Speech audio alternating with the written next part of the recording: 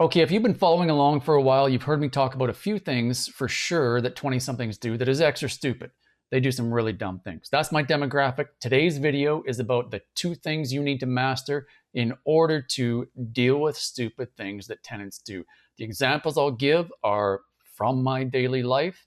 They're specific examples I've had to deal with, but in general, there are only two things you need to master in order to be a better property manager than the vast majority of professional property managers. And just in general, make your life easier as well. So I'll give you the examples first. So I don't do smoking. And how that actually reads in my lease is there is no smoking on the premises. That's the exact wording. Now, most people will read that and they'll say, well, what does that mean? Does that mean no smoking inside? Does that mean no smoking on the porch or on the deck or maybe in the garage? Does that mean no smoking on within the property lines? What does that mean? And that's the right question to ask there. That clause is worded like that in my lease for that reason, to be specifically unclear in a way that requires an explanation. And then you need to make sure you actually provide that explanation. And so the exact wording that I use, I would say, Susie, there are only two things that are going to get you evicted. Like, I'm a pretty reasonable guy to deal with, but two things are going to get you evicted immediately, instantly. No questions asked. I will evict you as quickly as I possibly can, I promise. And those two things are as follows: smoking on the site. Now, what that means, Susie, is, so we look at this clause here in the lease that says no smoking on the premises. Now, what this specifically means is from the second you get out of your vehicle, all the way up to this door that we're maybe standing at right now if we're having this conversation during a showing, which I don't actually do showings myself very often, but you get the idea. All the way up to that front door, and then from that front door inside, maybe to your bedroom or maybe into the bathroom or whatever it might be, as the second you get out of your vehicle and you are considering yourself home, you don't smoke. I don't care if you park your vehicle in the driveway and smoke inside of it. That doesn't bother me at all. Like, do that. When it's 30 below, I live in a place that has winter. And so the conversation goes, when it's 30 below, that is what is expected of you. You cannot stand on the porch and smoke. Do you understand this, Susie? Susie, well, yeah. And I say, are you sure you're going to do that, Susie? Because remember, 30 below, that car is like 20 feet over there. And you might be wearing your flip-flops and maybe you're in your house coat and all that sort of fun stuff. And so you don't want to walk over there, but I'm going to make you walk over there, because if you do not do that the very first time, because we've had this conversation and you're telling me you understand, and I feel like I've explained this very thoroughly to you, Susie, the very first time you break that rule, I'm going to evict you as quickly as I possibly can. That's why that clause is written like that. So that's one thing that 20-somethings frequently do that pisses me off, that makes me evict them instantly. The second thing, and that's sort of the continuation of this conversation that I'm having, explaining what will get them evicted immediately. I tell them, if you don't pay rent as described in the lease. Now, where I'm at and probably where you're at, there are some regulations around how quickly, like some places, it's not even late until day 5. For me, it's late at noon on the first of the month, or 12:01 technically, because I've set that out on my lease, and I can do that. Not everywhere you can do that. And so that's the conversation, is those two things, little Susie, they'll get you evicted immediately. So good example of where 20-somethings think they can get away with things, and it turns out to just be really stupid. I had some young lads who were very passionate about smoking marijuana. I'm sure they enjoyed themselves. They're probably as passionate about that as I am about coffee. So I forget what their names were. This is 7 or 8 years ago now. Little Joe and little Fred.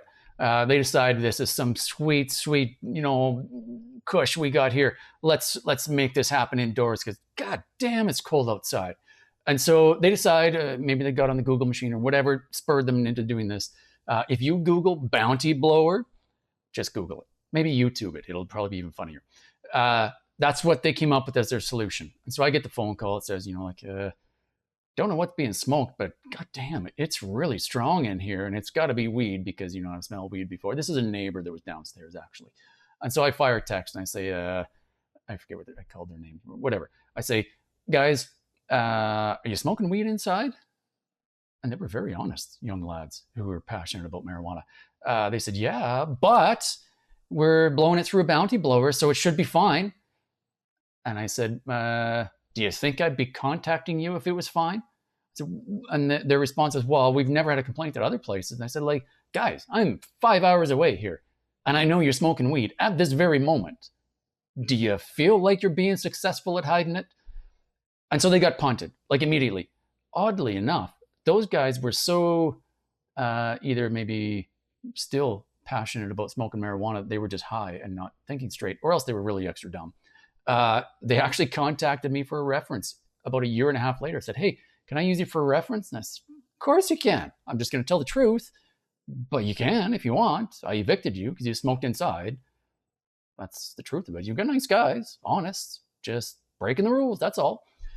Both of those sort of phrasing for that script, that conversation I have with, say, like, hey guys, this is what's going to get you evicted immediately. That conversation that happens at every single time a lease signing happens, they're rooted in the fundamentals of the legislation.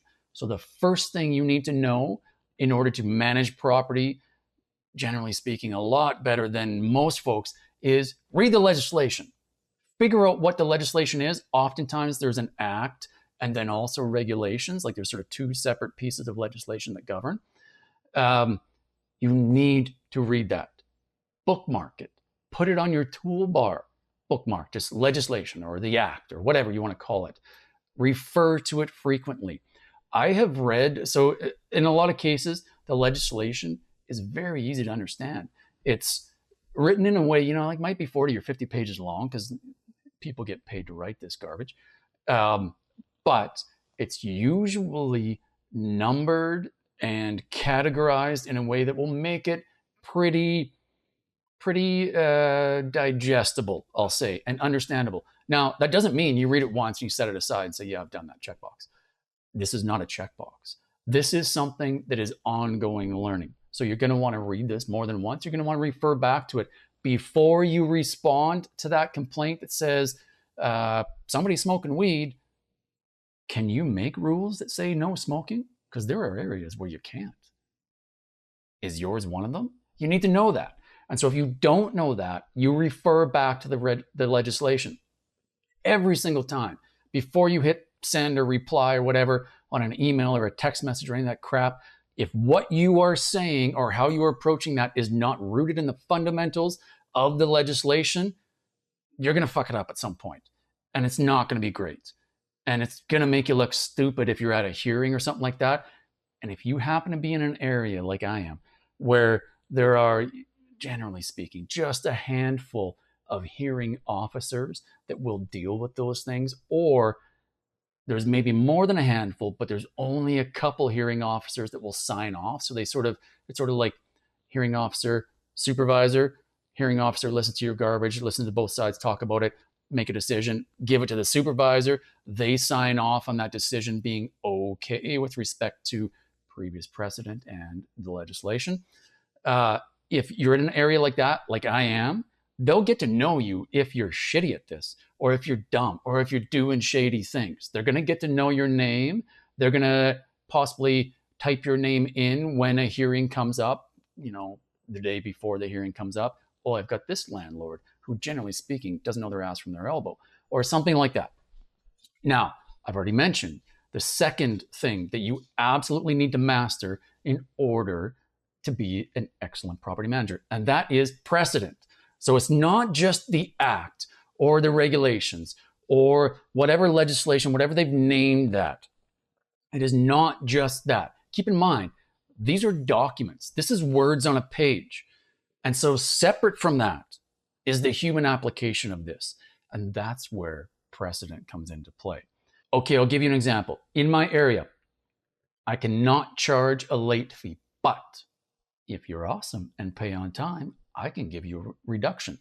And so the way that I approach that is you've got an on-time discount. We've got a separate document over there. The lease reads, let's say $1,500 a month. This document here says that we both sign. It says, as long as you pay by noon on the first of the month, each and every single month, now I will give you $100 off. So your net rent becomes $1,400.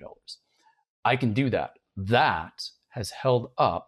So the legislation that forbids me from charging a late fee does not exclude me. So does it, nowhere in that legislation is it does it exclude me from allowing a discount. Now, at some point, somebody went through that process and that got challenged. And now there is precedent saying, no, that discount is okay as long as I only collect a damage deposit equal to the discounted rent. So they basically make an assumption the tenant is going to pay on time. And since I'm allowed to collect a damage deposit equal to 1 month's rent, it has to be the discounted 1 month's rent. So that's an example of where precedent has set out for me what I'm allowed to do and not do because it's not specifically described in the legislation. Those two things are the only two things you need to do. So read your act, read the legislation that governs, and then in addition to that, start sifting through whatever free, generally speaking, they're always free, online government database of past instances. Start searching for keywords you give a crap about. So like in my case, in the smoking example, I'd be searching for smoking. Am I allowed to do that or not? And I am. But like I can exclude smoking if I want to. But am I allowed to charge fees for maybe the repair from smoking? Yeah, sure, I am. There's both in the act describes certain damages, doesn't say smoking specifically, but says certain damages I could deduct for. Now, precedent says those damages include smoking. And so those two things combined mean that if you smoke in my house or on my property in such a way that it becomes a pain in my ass, I'm going to evict you immediately and I'm going to charge you every single dime I can to fix that problem. And that is the exact conversation I have with those tenants when they're applying every single time. So get to know your act, get to know the legislation, get to know the precedent. It's boring shit, but you have to go through it. If you don't go through it, you're going to end up screwing it up at some point and it's just going to cost you money. Every hour you spend going through this stuff when you're otherwise not doing anything is just saving you pain in the ass in the future. I promise that's the way that it's going to happen. I'll talk to you soon.